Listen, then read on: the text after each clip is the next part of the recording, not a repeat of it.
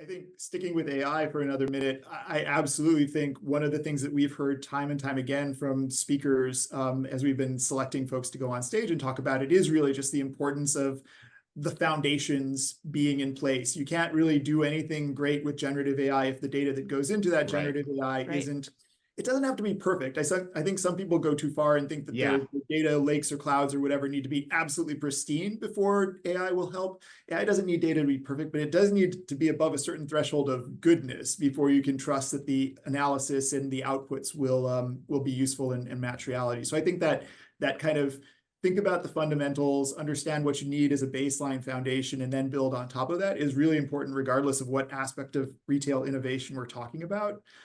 Shifting to the omni-channel topic, which has been near and dear to our hearts at ShopTalk for a while now. For a little while, ShopTalk has been trying to get the industry to retire the word omni-channel. Oh, Joe, don't say that. That hits me right in the heart, Joe. But go ahead. I know. I mean, it's had a good long run, omni-channel has, but like when I hear it, it kind of sounds like multimedia to me. Like it just sort of sounds like a word. The multi-channel hangover. Yes, I got it. 10 years ago, maybe. And I think the biggest issue with omni-channel as a term, I mean, omni-talk, I love it. Thanks, buddy. Thanks. Nice recovery, Joe. Nice recovery. Too many retailers that live in kind of, that 10 years ago world kind of think, if I'm doing well at omni-channel if I've got like my physical ducks in a row and my digital ducks in a row.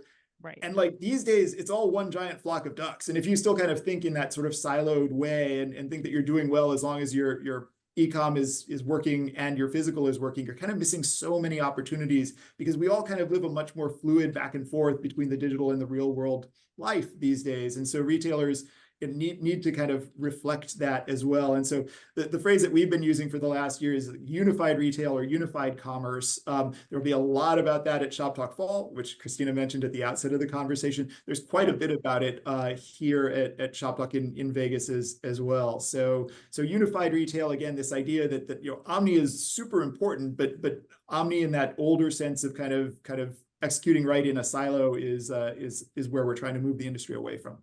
I was just gonna chime in there because it wouldn't be ShopTalk if we didn't have a framework for this. So the way that we've actually been thinking about this internally is it's funny too, as Joe is talking about sort of moving away from channels. It's funny to me that as retailers say consumers don't shop in channels anymore, the very word that they use to describe that still has the word channel. So that's, probably a conversation for another day. But as we think about unified, the way we've been talking about it is that it requires kind of 4 different things. One is, of course, combining the channels.